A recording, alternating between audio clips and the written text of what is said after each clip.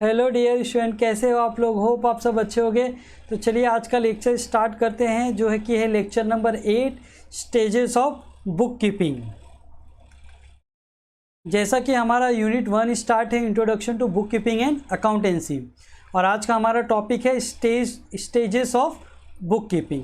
यहाँ पे हम देखने वाले हैं कि बुक कीपिंग कहाँ से स्टार्ट होती है और बुक कीपिंग कहाँ पे एंड होती है। बिकॉज अभी तक हमने बुक कीपिंग के बारे में बहुत सारी नॉलेज यहाँ पे गेन की है। मैंने आपको बहुत सारी इन्फॉर्मेशन बताई है बुक कीपिंग के बारे में।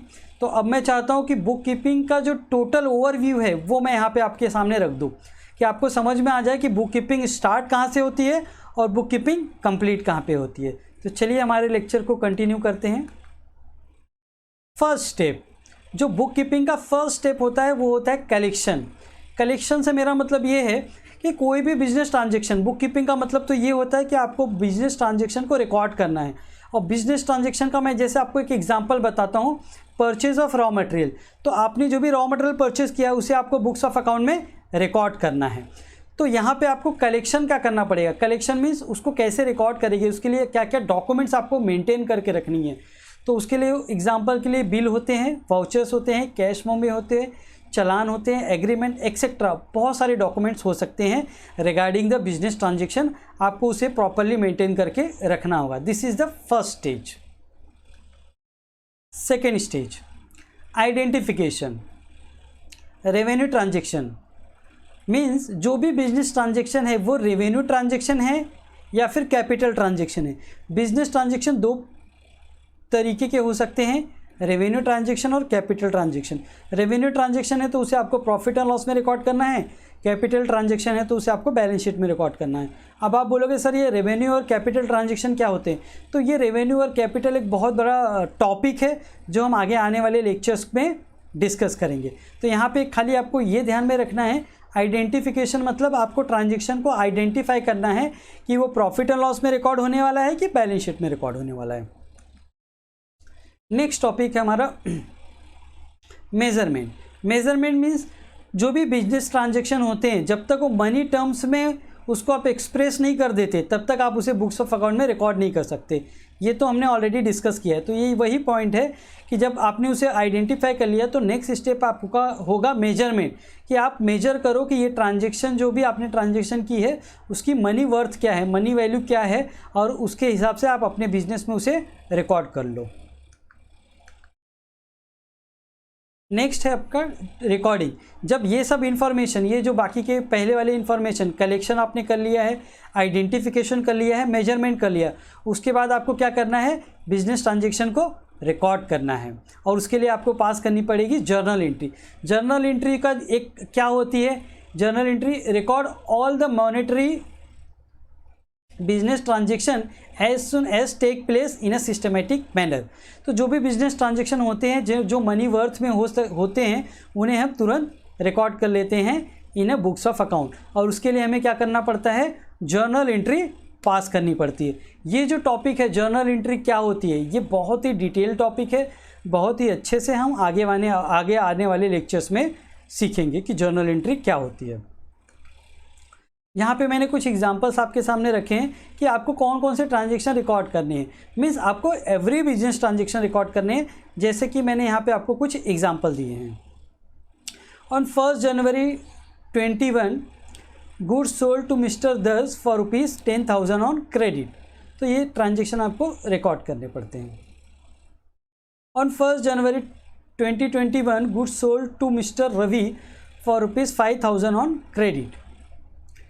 On 2nd January 2021, goods sold to Mr. Rohit for ₹8,000 on credit. On 3rd January 2020, ₹20,000 collected from Mr. Das. तो आपने मिस्टर दस को पहले क्रेडिट पे गुड्स सोल्ड किया था, अभी आपको उससे 2,000 आपने उसे कलेक्ट कर दिया है। तो टोटल आपने सेल किया था 10,000 का, 2,000 आपने कलेक्ट कर लिया है, 8,000 और भी आपको उससे कलेक्ट करना बाकी है। नेक्स्ट ट्रांजेक्शन क्या है, on 3rd January 2021 goods sold to mister Rahul for ₹5,000 on credit. On 4th January 2021 goods sold to mister Das for ₹5,000 on credit basis. तो यहाँ पे क्या हुआ है, आपने दर्स को क्रेडिट पे तो गुड्स ऑलरेडी सोल्ड किया था, वापस से सोल्ड किया है कितने का, 5000 का। तो अभी हमें दर्स से कितने पैसे लेने हैं, पहले 8000 लेना था, अभी 5000 और लेना है, तो टोटल हमें उससे कितने लेने हैं, 13000। On 5 January 2021 rupees 3000 collected from mister Dars. तो मिस्टर दर्स से हमें 3000 मिल गए हैं, फंड कलेक्ट हो गया है। तो नाउ उससे हमें 13000 लेना था, 3000 कलेक्ट हो गए, तो टोटल अभी दर्स से हमें कितना पैसे लेने हैं, 10000। Next, on 5 January 2021 rupees 1000 collected from mister Ravi. Mister Ravi को आपने गुड सोल्ड किया था 5000 का, और उनसे आपको पैसा कितना मिल गया, 1000। तो बैलेंस उनसे हमें कितना और पैसा लेना है, 4000। अब मैं आपको ये ट्रांजेक्शन क्यों बता रहा हूँ, it is a business transaction. Business transaction को आपको ऐसे रिकॉर्ड करना चाहिए, लेकिन ये रिकॉर्डिंग करके आपको कुछ डिफ़िकल्टी यहाँ पे फेस हुई। यस सर, एक डिफ़िकल्टी ये फेस हुई कि किससे कितना पैसा लेना है, वो अगर हम अलग तरीके से रिकॉर्ड करें तो हमारे लिए बहुत अच्छा हो जाएगा। तो वही हमारा नेक्स्ट स्टेप है। नेक्स्ट स्टेप हमारा क्या है, क्लासिफिकेशन। क्लासिफिकेशन का मतलब होता है लेजर।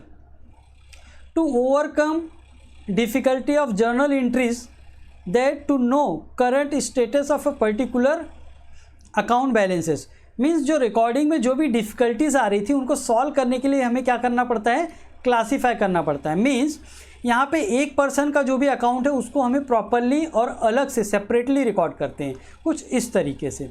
जैसे मैं दर्स का आपको एग्जांपल बताता हूँ। दर्स का अगर आपको लेजर बनाना है तो आप इस तरीके से कुछ लेजर बना सकते हैं। पर्टिकुलर्स है, अमाउंट है, और जितना उसको हमने क्रेडिट सेल किया है वो मैंने प्लस साइन में लिखा है, और जितना उसे पैसे मिल गए हैं वो मैंने नेगेटिव साइन में लिखा है। तो net amount receivable from mister Dars is 10000। क्या सर लेजर अकाउंट इस तरीके से बनाते हैं? नहीं, लेजर अकाउंट इस तरीके से नहीं बनाते, उसका फॉर्मेट होता है। बट लेजर अकाउंट से आपको ये मिलती है कि किससे आपको कितना पैसा मिलने वाला है। और रिकॉर्डिंग जो मैंने आपको पहले, इसके पहले का एग्जांपल बताया, रिकॉर्डिंग में मैंने आपको बताया कि कौन कौन से बिजनेस ट्रांजेक्शन जो है, मतलब ऑल बिजनेस ट्रांजेक्शन को आपको कैसे रिकॉर्ड करना होता है। एक्यूरेटली हम ऐसे रिकॉर्डिंग नहीं करते, हम जर्नल एंट्री पास करके जो रिकॉर्डिंग है वो करते हैं। वो आगे आने वाले चैप्टर्स में हम देखेंगे कि रिकॉर्डिंग कैसे होती है। यहाँ पे मैं जस्ट आपको ओवरव्यू दे रहा हूँ कि रिकॉर्डिंग का मतलब क्या होता है, क्लासिफिकेशन का मतलब क्या होता है, और ये एक्टिविटी बुक कीपिंग में क्यों इन्वॉल्व है, इससे क्या बेनिफिट्स हैं हमें। नेक्स्ट टॉपिक है हमारा trial balance, statement of closing balance of all ledger accounted. अब देखिए, एक लेजर तो आपको बनाना ही नहीं है, लेजर तो आपको हर एक बनाने पड़ेंगे। जैसे रवि का भी लेजर बनाना पड़ेगा, मिस्टर रवि का, और मिस्टर रवि से आपको कितने रुपए लेने थे, 4000। इसी तरीके से आपको हर एक बिजनेस एक्टिविटी जो है, जिनसे पैसे आपको लेने हैं या सामने वाले को पैसे देने हैं, और या फिर आपका कोई असेट्स है, तो उसके लिए आपको लेजर्स बनाने पड़ते हैं। अब हर एक लेजर आप बनाओगे, उसके बाद आपको बनाना है ट्रायल बैलेंस। और ट्रायल बैलेंस में कौन सी इन्फॉर्मेशन आती है, हर एक लेजर की इन्फॉर्मेशन। जैसे यहाँ पे मैंने इन्फॉर्मेशन ट्रायल बैलेंस का आपको दिया है। जैसे कि देखिए, amount receivable from Dars 10000, amount receivable from Ravi 4000, amount receivable from mister Rohit 8000, amount receivable from Mr. Rahul 5000, and total amount receivable from the debtors is rupees 27000। तो ट्रायल बैलेंस में क्या आने वाला है, ट्रायल बैलेंस में खाली ये इन्फॉर्मेशन आएगा, total amount receivable from debtors that is 27000। ये जो टॉपिक अभी हमने डिस्कस किया, ये देखिए, ये जो बुक कीपिंग का मैंने आपको स्टेजेस बताए हैं, कलेक्शन है, आइडेंटिफिकेशन है, मेजरमेंट है, रिकॉर्डिंग है, क्लासिफिकेशन है और ट्रायल बैलेंस है। ये सब टॉपिक जो हैं बहुत डिटेल में सीखने वाले हैं आगे आने वाले लेक्चर्स में।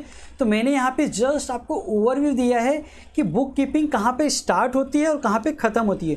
तो बुक कीपिंग स्टार्ट होती है हमारा कलेक्शन से और ख़त्म होता है ट्रायल बैलेंस में। और इन सब एक्टिविटी को परफॉर्म करने के लिए हमें रिकॉर्डिंग और लेजर अकाउंट और ट्रायल बैलेंस बनाना होता है। यहाँ पे जो भी मैंने आपको फॉर्मेट दिखाए हैं, इस तरीके से हम रिकॉर्डिंग नहीं करते, इस तरीके से हम लेजर भी नहीं बनाते, इस तरीके से हम ट्रायल बैलेंस भी नहीं बनाते। ये मैंने जस्ट आपको एज अ ओवरव्यू दिया है कि इस तरीके से चीज़ें हो सकती हैं, जो आगे हम सीखेंगे डिटेल में कि रिकॉर्डिंग कैसे करना है, ट्रायल बैलेंस कैसे बनाते हैं और लेजर अकाउंट कैसे बनाते हैं। इन सब टॉपिक को हम आने वाले लेक्चर्स में बहुत डिटेल में और अच्छे तरीके से सीखेंगे।